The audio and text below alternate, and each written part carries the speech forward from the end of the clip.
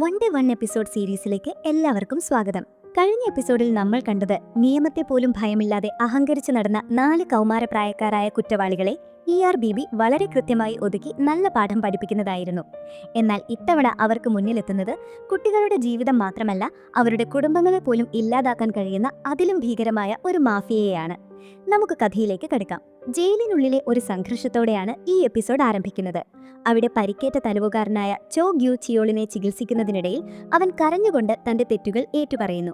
തനിക്ക് ജീവിതത്തിൽ ഏറ്റവും തണൽ തന്ന ഒരേയൊരു വ്യക്തി ചോയ് ഗായുൻ അഥവാ ഹ്വാജിന്റെ മരിച്ചുപോയ ഭാര്യ മാത്രമായിരുന്നുവെന്നും അവരോട് ചെയ്ത ക്രൂരത തന്നെ എന്നും വേട്ടയാടുന്നുവെന്നും അവൻ വിതുമ്പുന്നു. ഇതൊക്കെ കേട്ടു നിൽക്കുന്ന ഇൻസ്പെക്ടർ ഹ്വാജിന്റെ മനസ്സിൽ കത്തിയൊരിയുന്ന കോപം നമുക്ക് കാണാം. തന്റെ പ്രിയപ്പെട്ടവളെ കൊന്നവനോടുള്ള ആ ദേഷ്യം അടക്കിപ്പിടിച്ച് അവൻ അവിടെ നിന്ന് പോകുന്നു. ജയിലിൽ നിന്നിറങ്ങിയ ശേഷം ഹ്വാജിനും തന്റെ അമ്മായിയപ്പനായ വിദ്യാഭ്യാസ മന്ത്രിയായ ഗാങ് സിയോക്കും തമ്മിൽ കാറിൽ പോകുമ്പോൾ ഗാങ് സിയോക് ഹ്വാജിനോട് ആ പയ്യനെ കുത്തിയപ്പോൾ നോക്കി നിന്നത് എന്തിനാണ് എന്ന് ചോദിക്കുന്നു. അതോടൊപ്പം പ്രതികാരബോധം മനസ്സിൽ നിന്ന് മായ്ച്ചു കളയാനും അവനോട് പറയുന്നു. ഗായുനിന്റെ ഓർമ്മകൾ അവരെ രണ്ടുപേരെയും ഒരേപോലെ വേദനിപ്പിക്കുന്നുണ്ടെങ്കിലും അവരത് പുറത്തു കാണിക്കാതെ വളരെ സാധാരണമായി മുന്നോട്ടു പോകുന്നു. ഇതിനിടയിലാണ് വിദ്യാഭ്യാസ മന്ത്രാലയത്തിൽ ഒരു വലിയ ബഹളം നടക്കുന്നത്. സെക്യൂരിറ്റിക്കാരുടെ കണ്ണുവെട്ടിച്ച് ഒരച്ഛൻ ഗാങ് സിയോക്കിന്റെ ഓഫീസിലേക്ക് ഓടിക്കയറുന്നു. കയ്യിൽ ഒട്ടനവധി രേഖകളുമായി എത്തിയ അയാൾ മന്ത്രിയോട് തന്റെ മകനെ രക്ഷിക്കണമെന്ന് അപേക്ഷിക്കുകയാണ്. മുട്ടുകുത്തി നിന്ന് കരയുന്ന ആ അച്ഛനെ മന്ത്രി സമാധാനിപ്പിച്ച് കാര്യം തിരക്കുമ്പോഴാണ് കുട്ടികൾക്കിടയിലെ ഓൺലൈൻ ചൂതാട്ടത്തിന്റെ ഭീകരത പുറത്തുവരുന്നത്. ആ അച്ഛന്റെ മകൻ ലീ ജേയുൻ ഒരു സാധാരണ വിദ്യാർത്ഥിയായിരുന്നു. എന്നാൽ ഓൺലൈൻ ഗെയിമുകളുടെ ചതിക്കുഴിയിൽ വീണ് അവൻ വലിയൊരു കടക്കാരനായി മാറുകയായിരുന്നു. ഒരു ദിവസം കടം തന്ന ഗുണ്ടകൾ അച്ഛനെ ഫോണിൽ വിളിച്ച് ഭീഷണിപ്പെടുത്തുമ്പോഴാണ് കുടുംബം ഈ വലിയ സത്യം അറിയുന്നത്. ജേയുന്നോട് കടത്തിന്റെ തുക ചോദിച്ചപ്പോൾ അവൻ പറഞ്ഞത് കേട്ട് മാതാപിതാക്കൾ ഞെട്ടിപ്പോകുന്നു. വെറും 1-2 ലക്ഷമല്ല, ഏതാണ്ട് 8.5 കോടി വോണാണ് ആ കൊച്ചുകുട്ടി ഗെയിം കളിച്ച് കടമുണ്ടാക്കിയത്. മാതാപിതാക്കൾ തങ്ങളുടെ സർവ്വസമ്പാദ്യവും വീടും വിറ്റ കാശും എല്ലാം ചേർത്ത് ആ വലിയ കടം വീട്ടി അവനെ സ്നേഹത്തോടെ തിരുത്താൻ പരമാവധി ശ്രമിച്ചു. എങ്കിലും ചൂതാട്ടത്തിന്റെ കറുത്ത ലോകം അവനെ അത്ര പെട്ടെന്ന് വിട്ടയച്ചില്ല.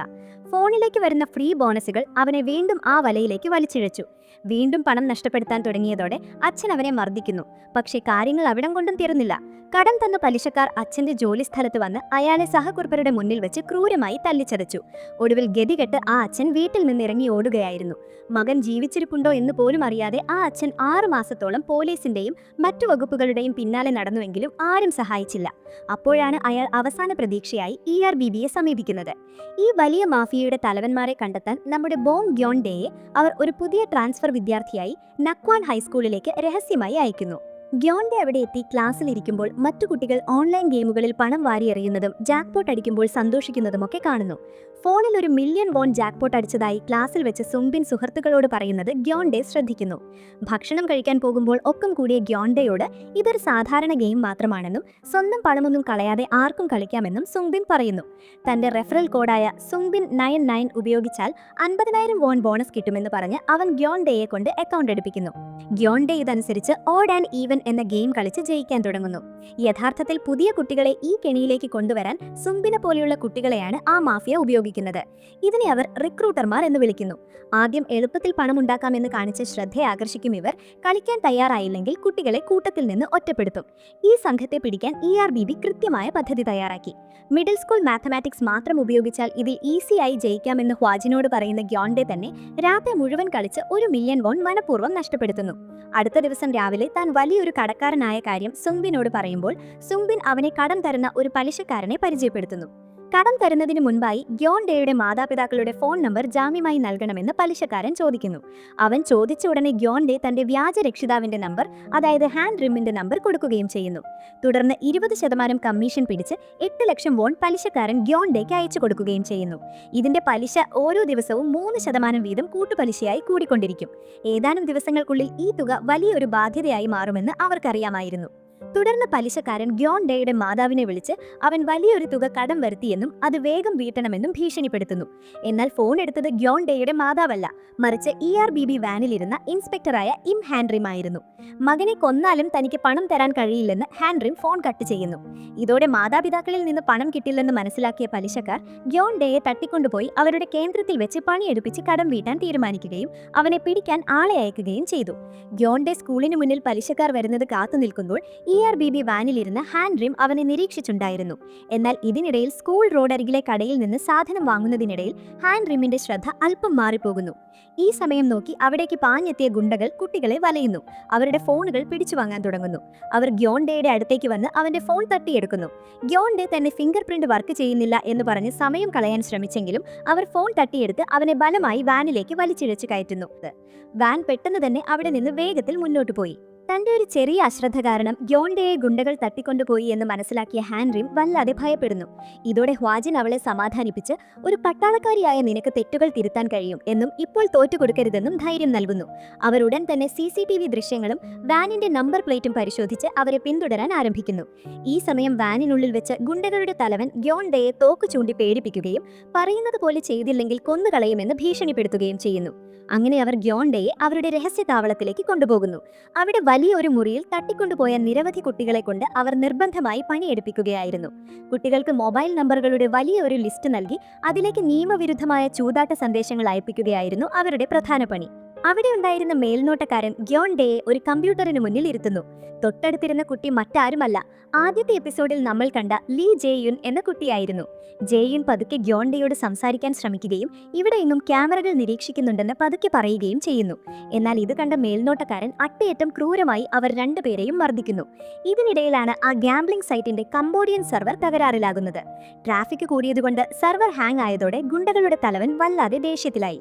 ഇതൊരു അവസരമായി കണ്ട ഗ്യോണ്ടെ തനിക്ക് കമ്പ്യൂട്ടർ നന്നായി അറിയാമെന്നും സെർവറിലെ റിവേഴ്സ് പ്രോക്സി റിലേ ശരിയാക്കി തരാം, തകരാർ പരിഹരിക്കാമെന്നും തലവനോട് പറയുന്നു. കാര്യങ്ങൾ ശരിയായില്ലെങ്കിൽ നിന്റെ കണ്ണു കുത്തി പൊട്ടിക്കുമെന്ന് ഭീഷണിപ്പെടുത്തി തലവൻ അവനെ സെർവർ റൂമിലേക്ക് കൊണ്ടുപോകുന്നു. അവിടെ വെച്ച് അവൻ അതിവിദഗ്ധമായി സെർവർ പ്രശ്നം പരിഹരിക്കുന്നു. എന്നാൽ ഇതിനിടയിൽ അവൻ അതീവ രഹസ്യമായി ആ ചൂതാട്ട സൈറ്റിലെ VIP ബാനറിന്റെ ലൈറ്റ് ബ്ലിങ്ക് ചെയ്യുന്നതിൽ ചില മാറ്റങ്ങൾ വരുത്തുന്നു. തന്റെ ലൊക്കേഷൻ മോഴ്സ് കോഡ് രൂപത്തിലാക്കി ആ ലൈറ്റിന്റെ തിളക്കത്തിലൂടെ പുറത്തുവിടുകയായിരുന്നു അവന്റെ ലക്ഷ്യം. ഇതിനുശേഷം അവൻ അവിടെ ഉറക്കം തൂങ്ങുന്നതായി അഭിനയിക്കുന്നു. അതോടെ അവനെ മറ്റൊരു മുറിയിലേക്ക് മാറ്റാൻ ഗുണ്ടകൾ തീരുമാനിച്ചു. ഇതേസമയം ERBB ആസ്ഥാനത്ത് ഹ്വാജിനും ഹാൻഡ്രിമും ഗ്യോണ്ടയെ കണ്ടെത്താൻ തീവ്ര ശ്രമത്തിലായിരുന്നു. സൈബർ വിദഗ്ധരുടെ സഹായത്തോടെ അവർ ആ ചൂതാട്ട വെബ്സൈറ്റ് നിരീക്ഷിക്കുമ്പോഴാണ് ഹ്വാജിൻ ആ VIP ബാനർ പതിവിലും പതുക്കെ തിളങ്ങുന്നത് കാണുന്നത്. സൂക്ഷ്മമായി നോക്കിയ ഹ്വാജിൻ അതൊരു മോഴ്സ് കോഡാണെന്ന് തിരിച്ചറിഞ്ഞു. ആ തിളക്കത്തിൽ നിന്നും അവർ ഒരു ലൊക്കേഷൻ ഡീകോഡ് ചെയ്തെടുത്തു. മുസാങ്കോൾ മൻസിൻ ഏഗി എന്ന ഒരു ഷാമൻ ക്ഷേത്രത്തിലേക്കായിരുന്നു ആ ലൊക്കേഷൻ കാണിച്ചിരുന്നത്. അവർ ഒട്ടും സമയം കളയാതെ അവിടേക്ക് പോകുന്നു. പുറമെ ആളൊഴിഞ്ഞ ഒരു സാധാരണ ക്ഷേത്രമായിരുന്നെങ്കിലും അവിടെ എവിടെയോ അവരുടെ താവളമുണ്ടെന്ന് ഹ്വാജിൻ കണക്ക് കൂട്ടുന്നു. അങ്ങനെ അവർ ആ താവളത്തിന്റെ രഹസ്യ ഗേറ്റ് കണ്ടെത്തുന്നു. അകത്ത് അവരെ കുറച്ച് ഗുണ്ടകൾ തടഞ്ഞു നിർത്തുന്നു. പെണ്ണാണെന്ന് കരുതി ഹാൻഡ്രിമിനെ അവർ പരിഹസിക്കാൻ നോക്കിയെങ്കിലും ഹാൻഡ്രിം അവരുടെ മുടി കെട്ടിവെച്ച് അവരിൽ മേൽ ചാടി വീഴുന്നു. അതിഗംഭീരമായ ആയുധമുറകളിലൂടെ അവൾ ഓരോരുത്തരെയും അടിച്ചൊതുക്കുന്നു. ഹ്വാജിൻ അവളെ സമാധാനിപ്പിക്കാൻ ശ്രമിക്കുന്നുണ്ടെങ്കിലും തന്റെ അശ്രദ്ധ കൊണ്ട് ഗ്യോണ്ടയ്ക്ക് സംഭവിച്ച അപകടത്തിലുള്ള കുറ്റബോധം അവളെ കൂടുതൽ ക്രൂരയാക്കുന്നു. അവിടെയുണ്ടായിരുന്ന മറ്റുള്ളവരെയും അടിച്ചു നിലംപരിശാക്കിയ ശേഷം അവർ ഗ്യോണ്ടയെ കിടത്തിയിരുന്ന മുറിയിലെത്തി അവനെ കെട്ടഴിച്ചു വിടുന്നു. അവൻ സുരക്ഷിതനാണെന്ന് മനസ്സിലാക്കിയപ്പോഴാണ് ഹാൻഡ്രിമിന് സമാധാനമാകുന്നത്. ഗ്യോണ്ടെ അവരോട് മുകളിലത്തെ നിലയിൽ ഈ ഗ്യാങ്ങിന്റെ വലിയൊരു തലവനുണ്ടെന്ന് പറയുന്നു. അതോടെ ഹാൻഡ്രിമിനെയും ഗ്യോണ്ടയെയും സുരക്ഷിത സ്ഥാനത്തേക്ക് മാറ്റി നിർത്തിക്കൊണ്ട് ഹ്വാജിൻ ആ വലിയ വില്ലനെ നേരിടാൻ മുന്നോട്ട് നീങ്ങുന്നു. ഹ്വാജിൻ വലിയ ഒരു ആഡംബര മുറിയിലേക്ക് കയറി ചെല്ലുന്നു. അവിടെയാണ് ഗ്യാങ് തലവനും അവന്റെ വലം കൈയായ ബോഡിഗാർഡും ഇരുന്നിരുന്നത്. പെട്ടെന്ന് ബോഡിഗാർഡ് ഹ്വാജിനെ ആക്രമിക്കാൻ ഒരുങ്ങുന്നു. എന്നാൽ തന്റെ കയ്യിലിരുന്ന വടി കൊണ്ട് ഹ്വാജിൻ അവനെ ഒറ്റയടിക്ക് നിലത്ത് വീഴ്ത്തുന്നു. ഇത് കണ്ട് ഭയപ്പെട്ട ഗ്യാങ് തലവൻ ജനലിലൂടെ പുറത്തേക്ക് ചാടി ഓടാൻ ശ്രമിച്ചെങ്കിലും ഹ്വാജിൻ അവന്റെ മുന്നിലേക്ക് നടന്ന് വഴി തടയുന്നു. ഹ്വാജിൻ വില്ലന്റെ മുന്നിൽ വഴി തടഞ്ഞു നിൽക്കുമ്പോൾ അവൻ ജീവനായി യാചിക്കാൻ തുടങ്ങുന്നു. എന്നാൽ ഹ്വാജിൻ അവനോടൊരു കളി കളിക്കാൻ ആവശ്യപ്പെടുന്നു. നീ സ്ക്വിഡ് ഗെയിം കണ്ടിട്ടുണ്ടോ? നമുക്ക് റോക്ക് പേപ്പർ സിസേഴ്സ് കളിക്കാം. നീ ജയിച്ച് ഞാൻ നിന്നെ വിട്ടയക്കാം. തോറ്റാൽ നിനക്ക് എന്റെ കയ്യിൽ നിന്ന് നല്ല അടി കിട്ടുമെന്ന് ഹ്വാജിൻ പറയുന്നു. എന്നാൽ അവന്റെ ഒരു കൈ വഴക്കിനിടയിൽ പരിക്ക് പറ്റിയിരുന്നു. മറ്റേ കൈയാണെങ്കിൽ ഹ്വാജിൻ ചവിട്ടി പിടിച്ചിരിക്കുകയാണ്. വില്ലൻ പേടിയോടെ കളി തുടങ്ങുമെങ്കിലും ഓരോ തവണയും ഹ്വാജിൻ അവനെ തോൽപ്പിച്ച് ക്രൂരമായി മർദ്ദിക്കുന്നു. ഒടുവിൽ വില്ലൻ കരഞ്ഞുകൊണ്ട് പറയുന്നു, ഞാൻ എന്ത് ചെയ്താലും തോറ്റുപോകുകയുള്ളൂ. അപ്പോഴാണ് ഹ്വാജിൻ അവന്റെ മുഖത്ത് നോക്കി ആ സത്യം വിളിച്ചു പറയുന്നത്. നിന്നോടണക്ക് തന്നെയാണ് നീ ആ പാവം കുട്ടികളോടും ചെയ്തത്. ഒരിക്കലും ജയിക്കാൻ കഴിയാത്ത ഒരു കെണിയിലേക്ക് അവരെ വലിച്ചിഴച്ച് നീ അവരുടെ സുഹൃത്തുക്കളെയും കുടുംബത്തെയും സ്കൂൾ ജീവിതത്തെയും തകർത്തു. അവരുടെ മാതാപിതാക്കളുടെ ഹൃദയം നീ തകർത്തു. ഇതും പറഞ്ഞ് ഹ്വാജിൻ അവനെ അടിച്ചവശനാക്കുന്നു. തുടർന്ന് ERBB അവിടെയുണ്ടായിരുന്ന ലീ ജെയ്യുൻ അടക്കമുള്ള എല്ലാ കുട്ടികളെയും സുരക്ഷിതമായി മോചിപ്പിക്കുന്നു. മകനെ തിരികെ കിട്ടിയ സന്തോഷത്തിൽ ജെയ്യുനിന്റെ അച്ഛൻ മന്ത്രി ചോയ് ഗാങ്സെക്കിനോട് നന്ദി പറഞ്ഞ് പൊട്ടിക്കരയുന്നു. മന്ത്രി അയാളെ ആശ്വസിപ്പിക്കുകയും മകനെ ഇനിയും വിശ്വസിക്കണമെന്നും കൂടെ ഉണ്ടാകണമെന്നും ഓർമ്മിപ്പിക്കുന്നു. അതിനുശേഷം ഈ തട്ടിപ്പിന് സഹായികളായി നിന്ന സംഗ്ബിൻ ഉൾപ്പെടെയുള്ള കൗമാരക്കാരായ റിക്രൂട്ടറെ ERBB പിടികൂടുന്നു. അവർക്ക് സ്കൂളിൽ നിന്നും ക്രിമിനൽ നിയമപ്രകാരവും കടുത്ത ശിക്ഷ ലഭിക്കുമെന്ന് ഉറപ്പാക്കുന്നു. എന്നാൽ തങ്ങളും ഇരകളാണെന്നും വലിയ ക്രിമിനലുകൾ ഭീഷണിപ്പെടുത്തിയതുകൊണ്ടാണ് തങ്ങൾ ഇത് ചെയ്തതെന്നും സംഗ്ബിൻ വാദിക്കാൻ തുടങ്ങുന്നു. ഇത് കേട്ട് ഹ്വാജിന്റെ ദേഷ്യം ഇരട്ടിക്കുന്നു. അവൻ ആ കുട്ടികൾ നേരെ ചൂടാവുന്നു. നിങ്ങളാണോ ഇരകൾ? യഥാർത്ഥ ഇരകൾ നിങ്ങളുടെ മാതാപിതാക്കളാണ്. നിങ്ങളുടെ കടം വീട്ടാൻ തങ്ങളുടെ സമ്പാദ്യവും വീടും വിറ്റവർ. സ്വന്തം മകനേക്കാൾ പ്രായം കുറഞ്ഞ ഗുണ്ടകളുടെ മുന്നിൽ വെച്ച് സഹപ്രവർത്തകരുടെ മുന്നിൽ തല്ലുകൊണ്ടിട്ടും മകനെ രക്ഷിക്കാൻ വേണ്ടി മുട്ടുകുത്തിയ യാചിച്ച അച്ഛൻ, മകനെ നോക്കാൻ ഭർത്താവ് ജോലി രാജിവെച്ചപ്പോൾ ഹോട്ടലിൽ പാത്രം കഴുകാൻ പോയ അമ്മ, അധികാരികൾ കൈവിട്ടിട്ടും മകനെ രക്ഷിക്കാൻ വിയർപ്പൊഴുക്കിയ അച്ഛൻ, അവരാണ് യഥാർത്ഥ ഇരകൾ. ചൂതാട്ടം കളിക്കാനുള്ള തീരുമാനം നിങ്ങളുടേതായിരുന്നു. അതിനുള്ള ഉത്തരവാദിത്വവും നിങ്ങൾക്ക് തന്നെയാണ്. ഹ്വാജിന്റെ ഈ വാക്കുകൾ കുട്ടികളെ ലജ്ജിപ്പിക്കുന്നു. തങ്ങൾ ചെയ്ത തെറ്റുകളുടെ ആഴം അവർ തിരിച്ചറിയുന്നു. തങ്ങളുടെ തെറ്റ് മനസ്സിലാക്കാനും ജീവിതം പഠിക്കാനുമായി ERPB ഒരു പദ്ധതി തയ്യാറാക്കുന്നു. അവരെക്കൊണ്ട് കഠിനമായ ശാരീരിക അധ്വാനങ്ങൾ ചെയ്യിച്ച് മാതാപിതാക്കളുടെ കടം വീട്ടാൻ അവർ തീരുമാനിക്കുന്നു. കഠിന ജോലികൾ ചെയ്യിക്കുന്നതിലൂടെ അധ്വാനത്തിന്റെ വില അവർ മനസ്സിലാക്കുന്നു. ഗെൻഡെ കണക്ക് കൂട്ടിയപ്പോൾ അവർ മാതാപിതാക്കൾക്ക് കൊടുക്കാനുള്ള തുക കണ്ട് കുട്ടികൾ തലയിൽ കൈവച്ചു പോകുന്നു. ഇനിമേൽ അവർക്ക് സ്മാർട്ട് ഫോണുകൾ ഉപയോഗിക്കാൻ കഴിയില്ലെന്ന് പറഞ്ഞ് ഹ്വാജൻ അവർക്ക് പഴയ പേജറുകൾ നൽകുന്നു. അവയിലൂടെയുള്ള സന്ദേശങ്ങൾ മാത്രമേ അവർക്ക് പരസ്പരം അയക്കാൻ കഴിയൂ. സ്വാതന്ത്ര്യത്തോടൊപ്പം വലിയ ഉത്തരവാദിത്തങ്ങളും വരുന്നു എന്ന് ഹ്വാജൻ അവരെ ഓർമ്മിപ്പിക്കുന്നു. ഇതേസമയം തന്റെ അശ്രദ്ധ കാരണം ഗെൻഡയ്ക്ക് പരിക്ക് പറ്റിയതിൽ സങ്കടമുള്ള ഹാൻഡ്രിം അവനെ ഒരു മൊബൈൽ ഷോപ്പിലേക്ക് കൂട്ടിക്കൊണ്ടുപോകുന്നു. അവന്റെ ഫോണിന് പകരം പുത്തൻ ഫോൺ വാങ്ങി നൽകാമെന്ന് ഹാൻഡ്രിം പറയുന്നു. ഗെൻഡെ പുതിയ സ്മാർട്ട് ഫോൺ നോക്കുന്നുണ്ടെങ്കിലും ഹാൻഡ്രിം അവന് പഴയ ഫ്ലിപ്പ് ഫോൺ മാത്രമാണ് വാങ്ങി നൽകുന്നത്. ഇത് ഇവരുടെ ഇടയിൽ രസകരമായ തർക്കങ്ങൾക്ക് കാരണമാകുന്നു. തന്റെ കണ്ണുകൾ ചെറുതല്ലെന്ന് ഹാൻഡ്രിമിനോട് ഗെൻഡെ തർക്കിക്കുന്നു. താൻ എപ്പോഴും ഗെൻഡയുടെ ഒപ്പമുണ്ടാകുമെന്നും ജോലിസ്ഥലത്ത് അവനെ സംരക്ഷിക്കുമെന്നും ഹാൻഡ്രിം പറയുന്നു.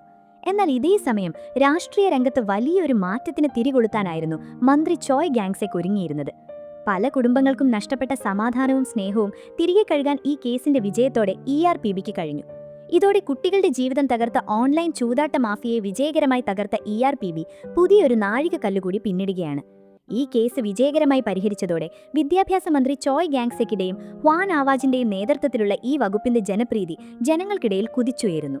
പുതിയ സർവേകൾ പ്രകാരം അദ്ദേഹത്തിന് 50% ജനപിന്തുണയുണ്ടെന്നും പ്രതിപക്ഷ നേതാവായ ഗീതയേക്കാൾ 17% മുന്നിലാണെന്നും മാധ്യമങ്ങൾ റിപ്പോർട്ട് ചെയ്യുന്നു. വരാനിരിക്കുന്ന പ്രസിഡന്റ് തെരഞ്ഞെടുപ്പിൽ ചോയ് ഗാങ്സെക് മത്സരിക്കുമോ എന്നതാണ് ഇപ്പോൾ രാഷ്ട്രീയ വൃത്തങ്ങളിലെ ഏറ്റവും ചൂടേറിയ ചർച്ച. എന്നാൽ ഇതിനെ രാഷ്ട്രീയമായി തന്നെ നേരിടാനായിരുന്നു പ്രതിപക്ഷത്തിന്റെ തീരുമാനം. ഇതിനിടയിൽ ഒരു റെസ്റ്റോറന്റിൽ വെച്ച് ചോയ് ഗാങ്സെക്കും പ്രതിപക്ഷ നേതാവ് ഗീതയും നേരിട്ട് കണ്ടുമുട്ടുന്നു. അവിടെ വെച്ച് വളരെ തന്ത്രപരമായി മന്ത്രിയെ അപമാനിക്കാനാണ് ഗീതെ ശ്രമിക്കുന്നത്. സ്വന്തം മകളുടെ കൊലപാതകത്തെ ചോയ് ഗാങ്സെക് സ്വന്തം രാഷ്ട്രീയ വളർച്ചയ്ക്കായി ഉപയോഗിക്കുകയാണെന്നും സഹതാപം പിടിച്ചുപറ്റി പ്രസിഡന്റ് സ്ഥാനത്തേക്ക് മത്സരിക്കാനാണ് അദ്ദേഹം ശ്രമിക്കുന്നതെന്നും ഗീതെ മുഖത്ത് നോക്കി കുറ്റപ്പെടുത്തുന്നു. ഹ്വാജിന്റെ പ്രതിശ്രുതവദിനിയുമായ മന്ത്രിയുടെ മകളായിരുന്ന ചോയ് ഗായിൻ ഒരു വിദ്യാർത്ഥിയുടെ കൈകളാൽ കൊല്ലപ്പെട്ട ആ കറുത്ത ഭൂതകാലം ഓർമ്മിപ്പിച്ച് ചോയ് ഗാങ്സെക്കിനെ വൈകാരികമായി തളർത്തുകയായിരുന്നു ഗീതയുടെ ലക്ഷ്യം. തന്റെ ഉള്ളിലെ വലിയ ദുഃഖം പുറത്തു കാണിക്കാതെ ഒരു മികച്ച ഭരണാധികാരിയെപ്പോലെ അങ്ങേയറ്റം ശാന്തതയോടെയും ഒരു പുഞ്ചിരിയോടെയുമാണ് മന്ത്രി അവനെ നേരിടുന്നത്.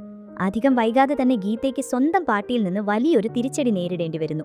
ചോയ് ഗാങ്സെക്കിന്റെ വർദ്ധിക്കുന്ന ജനപ്രീതിയും ഗീതയുടെ സ്വന്തം റേറ്റിംഗിലെ വലിയ ഇടിവും കാരണം പാർട്ടിയിലെ മറ്റു നേതാക്കൾ ഗീതയെ മാറ്റി നിർത്തി പുതിയൊരു സ്ഥാനാർത്ഥിയെ കണ്ടെത്താൻ രഹസ്യമായി അടിയന്തര യോഗം വിളിക്കുന്നു.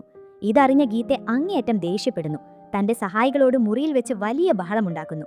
പാർട്ടിയുടെ തലവനായ തന്നോട് ചോദിക്കാതെ അവർക്കിങ്ങനെ ഒരു യോഗം വിളിക്കാൻ എങ്ങനെ ധൈര്യം വന്നു എന്ന് അയാൾ ചോദിക്കുന്നു. ഈ കടുത്ത പ്രതിസന്ധി ഘട്ടത്തിലാണ് അയാളുടെ ഓഫീസിലേക്ക് ഒരു സഹായി കടന്നു വരുന്നത്. ഗീതയെ കാണാൻ ഒരു അപരിചിതനായ ഒരു വ്യക്തി വന്നിട്ടുണ്ടെന്നും ERPBയെ തകർക്കാൻ തക്കവണ്ണം വലിയൊരു രഹസ്യം അയാളുടെ കയ്യിലുണ്ടെന്നും സഹായി അറിയിക്കുന്നു. മന്ത്രി ചോയ് ഗാങ്സെക്കിന്റെയും ERPBയുടെയും പതനത്തിന് കാരണമായേക്കാവുന്ന ആ രഹസ്യം എന്തായിരിക്കും?